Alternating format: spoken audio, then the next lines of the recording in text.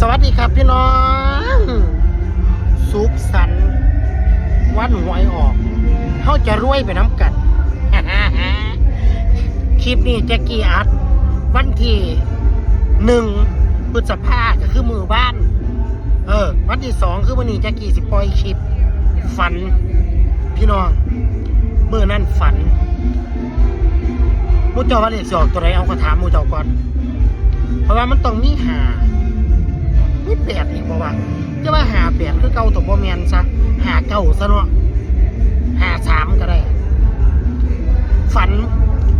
ว่าได้ตกป่าตกเวทพระเอกโหมดพาไปนอนใส่บุในความฝันอยู่กลางน้ำเป็นรีสอร์ทดีมีคู่นี่แม่เพิ่นหลายคนนอนอยู่น้ำกัดแกกินแล้วเขาคือเป็นตะมีป่าแท้เขาตกป่าได้บ่นี่ว่าซั่นว่าตกได้ตัวว่าซั่นนั่นได้เบ็ดพะนะเพิ่นบอกเอาเบ็ดให้พร้อมแจ็กกี้ก็เลยได้เบ็ดย้อนลงน้ำเขาเดียวปลาติดเบ็ดแล้วพี่น้องโถกขึ้นได้ปลาที่แรกนั่นได้ปลาเนื้ออ่อนปลาเนื้ออ่อนก็รู้พอดีเลยอยากกินทอดปลาเนื้ออ่อนแม่เพิ่นว่าเดี๋ยวแม่เฮ็ดสู้กินว่าซั่นว่าตกลงไปเที่ย2บ่ทันพอ2 วินาทีปลากินอีกซิดขึ้นมาแบบเป็นปลาหมึกแม่พี่น้อง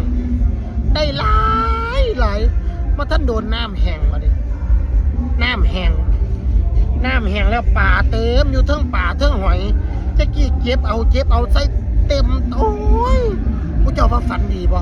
เพราะมันฝันดีอยู่ได้ฝันแล้วนี่แล้วเลขที่มันจะออกตัวไหนแกกี้นะมัก53 56บ่มักหรอกแต่ว่ามักเลขนี้เก่าอยู่มันจะเป็น95บ่คือ91คือ97 98มึงเจ้าคิดว่ามันจะออกตัวไหนเอาคอมเมนต์บอกกันแน่แล้วก็บอกกันแน่ว่าความฝันนี่มันฝันดีหรือมันฝันบ่ดีพี่น้องผู้รู้จักผู้ใดกดไลค์กดแชร์คลิปนี้ขอให้ทุกท่านร่ำรวยถูกหวยเป็นเศรษฐีทุกท่านฝากกดแชร์สาวแจ็กกี้นะเด้อพี่น้องเอ้ยรวยน้ำกันเด้อพี่น้องเด้ออย่าลืม653เอาไฟดับพอดีไม่เห็นมันสิออกอีหลี